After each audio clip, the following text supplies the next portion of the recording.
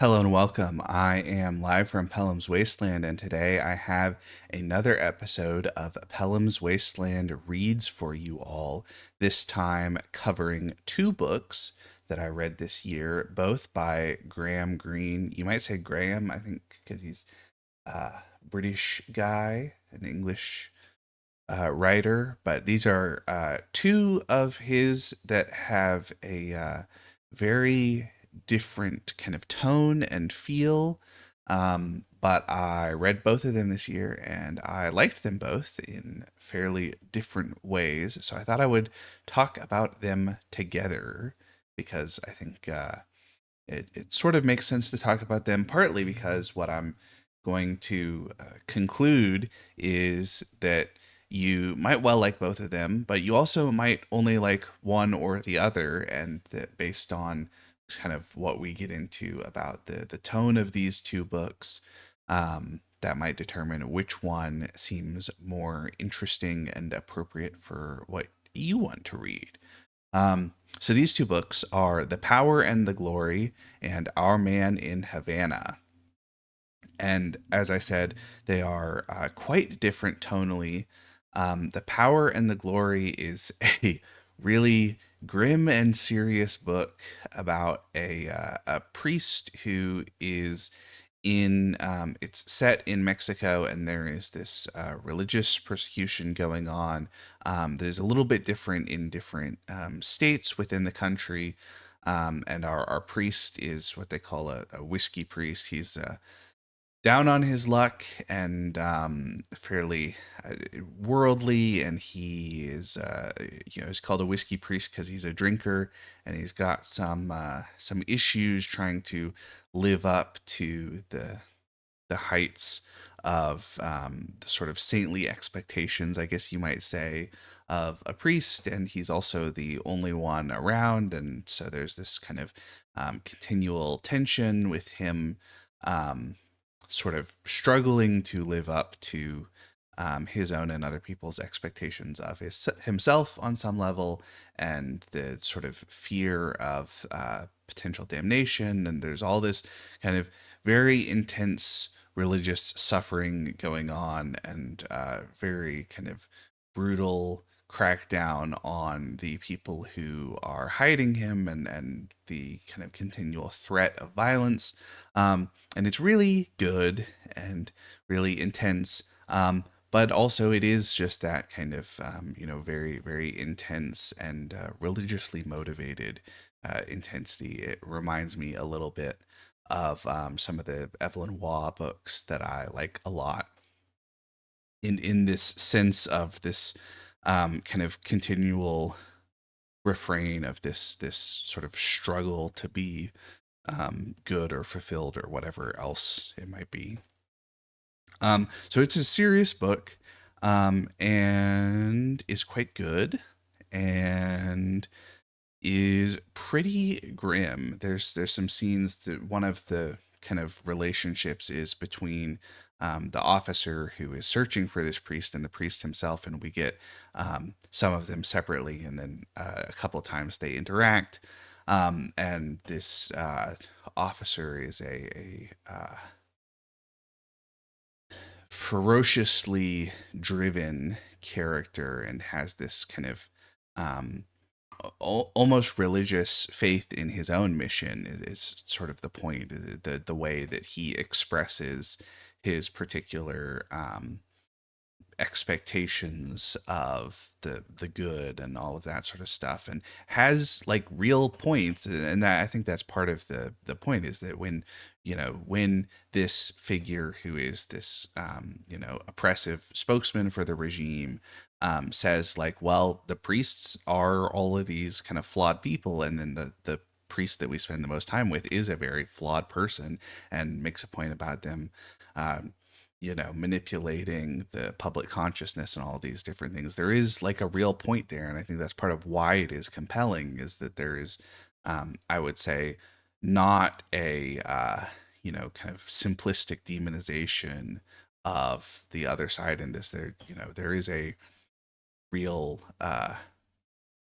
struggle going on that is difficult to sort of totally kind of easily identify a more positive side, and there's all sorts of you know complexly interwoven loyalties of all these different characters, and the points about the way that some of them kind of attempt to ingratiate themselves or betray other characters in this. And anyway, really good stuff. Totally worth checking out if you like that fairly grim tone. At the other end of the tonal spectrum is Our Man in Havana, which is not grim. I guess there are some parts that are comically grim, but it is mostly comedic. It is a um, story about a man who is a vacuum salesman who is approached to be a spy and needs the money, so he takes it up and then begins fabricating his espionage escapades, but nobody else knows that these are fabrications, and so the consequences of his fabrications become very real, especially as it turns out that the other side knows things about what he is reporting and knows that it's not them who are doing it, and so there's this kind of um, cat and mouse game going on. The sense of these different figures.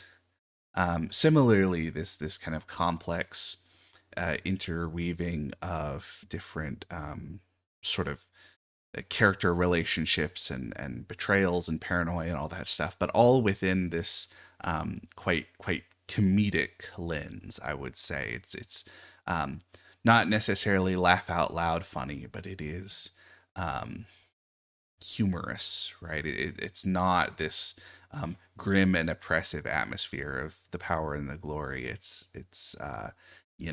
At times it's a little bit like I mean, I think it is a deliberate um, not necessarily homage, but it reminds me a lot of sequences like in the especially the older Sean Connery James Bond movies, that sometimes there are moments of what ends up being like pretty extreme violence when you get down to it, like frying somebody in a bathtub or something.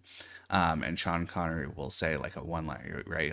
He'll toss the toaster in the bathtub and then say shocking, and it could be a really kind of grim moment of violence, but it is sort of played off as funny and fun in a way that is enjoyable to watch in the case of the movies, or to read in the case of Our Man in Havana, which I thought was a really fun book. I think I had more fun reading it than I had fun reading The Power and the Glory, although I think they're both quite good. They're good in different ways. So yeah, a story about all of these kind of um, complex uh, lack of knowledge on the part of all of these different characters or entities, all of the ways that they don't totally understand what's going on, and some of them making foolish decisions because of it. And at the center is our intrepid vacuum salesman who is basically just sending reports that have information that is falsified so that he can make money off of that. That is his whole reason for doing all of this, is because he is offered a stipend as a spy. Um, and yeah, so he's got all this chaotic stuff going on because of his particular, willingness to invent things for the spy agencies that he works for. Anyway, which is a lot of fun. It's a very, like I said, a very fun book to read that has a lot of kind of clever moments of mistaken information and all of that sort of stuff. And the characters in particular, I think, are very likable. Our protagonist Wormold and his they send him a secretary who is great. She's a real spy basically, and knows a lot more about real spy stuff than he does, and is sort of not sure why he's behaving so weirdly about all of his information and all that sort of stuff. Although of course she starts to figure it out, and um, all of these various characters in the kind of business environment that he operates in. And yeah, just a fun book, I would say, um, which is always good to read that sort of thing. So anyway, that's sort of, like I said, I said at the beginning, that's sort of my conclusion for these two, is I think both of these are good. If you're into a much more serious and depressing tone, um, then The Power and the Glory is probably the one to go for. If you're into this kind of darkly humorous version of um, a story by Graham Greene, then you might like Our Man in Havana. And if you read one and think, hey, something else that is, not necessarily similar tonally or even similar thematically, but is also well written and fun to read, might be good. You might try the other one, because they're both good. I thought both of these books were quite fun and worth reading and worth checking out for you. So, anyway, yeah, that is going to be it for me for today. Thank you so much for watching or listening. I've been live from Pelham's Wasteland, and I will see you next time. Take care, everybody.